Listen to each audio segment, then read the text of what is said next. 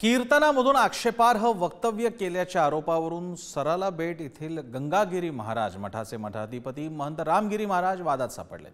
हे वक्तव्य नाशिक जिल्ह्यातल्या सिन्नर तालुक्यातील पंचाळे गावात घडल्याने संगमनेर पोलिसांनी पुढील तपासासाठी सिन्नर पोलिसांकडे गुन्हा वर्ग केलाय। तर रामगिरी महाराजांच्या समर्थनात त्यांचा भक्त परिवार रस्त्यावर उतरलाय। बघूयात या वादावरचा रिपोर्ट। महंत रामगिरी महाराजांनी मुस्लिम धर्मीयांच्या भावना दुखावणारे वक्तव्य केल्याचे पडसाद महाराष्ट्रभर उमटले। संभाजीनगरसह अहमदनगरमध्ये मुस्लिम बांधवांनी निदर्शनं करत रामगिरी महाराजांच्या अटकेची मागणी केली।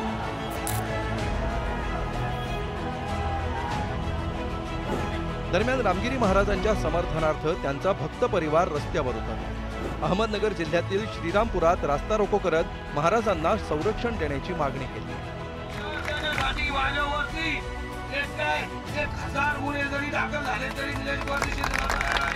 मग आमच्या देवी देवतांचे स्टेटस ठेवले जातात, त्यांचे देवी देवतांच्या मूर्तींची विठंबना केली जाते, आमच्या महापुरुषांवर दगड मारले जातात, पुतळ्यांवर दगड मारले जातात, तेव्हा या सगळे वादग्रस्त विचार होत नाही। हिंदू समाजाला प्रबोधन करण्याचा प्रयत्न केलेला आहे, त्याच्यामध्ये वादग्रस्त काय चुकीचं काय?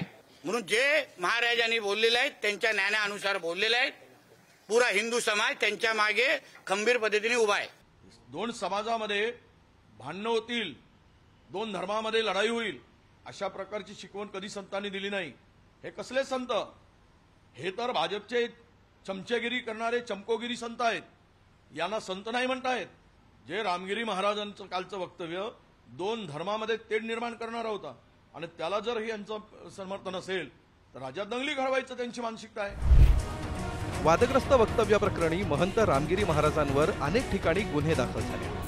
यानंतर देखील मुख्यमंत्री एकनाथ शिंदेंनी सिन्नरमधील कार्यक्रमात त्यांच्या व्यासपीठावर हजेरी लावली। यावरून आता राज्यात नवं राजकारण सुरू झालं।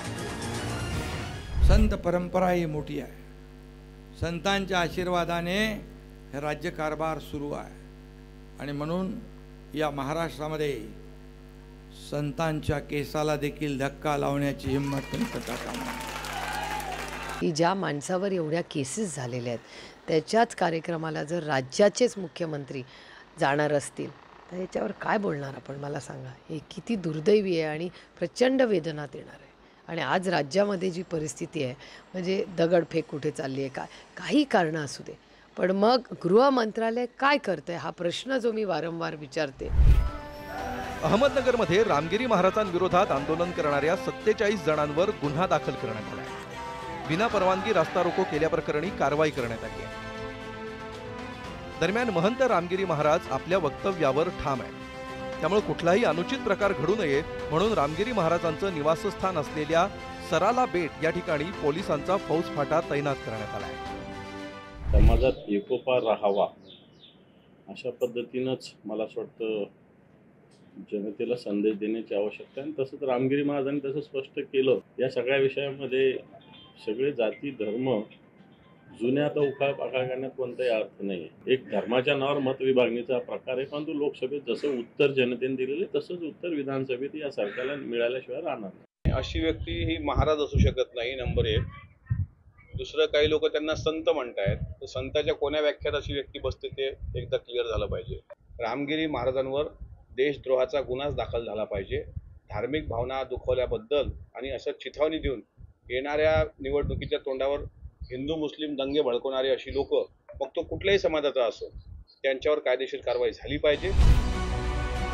काल नाशिकमध्ये हिंदू सकल मोर्चावेळी 2 गटात राडा झाल्यानंतर आता तणावपूर्ण शांतता आहे। ठिकठिकाणी पोलिसांचा फौजफाटा तैनात असून शहरात रूट मार्च काढण्यात आलाय। या प्रकरणी आतापर्यंत 15 जणांना अटक करण्यात आली असून इतर आरोपींचा शोध सुरू आहे। दरम्यान 2 गटातील राड्यात जखमी झालेल्यांची नाशिकचे पालकमंत्री दादा भुसेंनी रुग्णालयात जाऊन भेट घेतली। कठोर कारवाई त्या ठिकाणी केली जाईल। मला वाटतं की आतापर्यंत 6 ठिकाणचे गुन्हे दाखल झालेले आहेत। अनेक आरोपींना अटक पण करण्यात आलेली आहे आणि जे काही आरोपी फिर्यादीत नावं असतील तर त्यांच्यावर कठोर कारवाई केली जाईल। काल जे नाशिक आहे, संभाजीनगर आहे, बाकी शहरामध्ये जे आपण पाहिलं तशाच पद्धतीच्या कट कारस्थान दंगली घडवण्याचा आहे का हा प्रश्न त्यांना निर्माण झालेला आहे। त्याच्यामुळे अशा पद्धतीच्या दंगली झाल्या नाही पाहिजे। शांत वातावरण महाराष्ट्रामध्ये राहिलं पाहिजे, सलोख्याचं वातावरण महाराष्ट्रामध्ये राहिलं पाहिजे, ही प्राथमिक गरज आज गृह खात्याची आहे आणि त्याच्याकडे त्यांनी लक्ष दिलं पाहिजे. एरवी शांत असलेल्या महाराष्ट्रात निवडणुकांच्या तोंडावर अचानक गोंधळ का होता? सामाजिक सलोख्याला धक्का लावला जातोय का? दोन समाज आणि धर्मातील सौहार्द भाव संपवला जातोय का? हे प्रश्न या निमित्तानं उपस्थित होते. ब्युरो रिपोर्ट, पुढारी.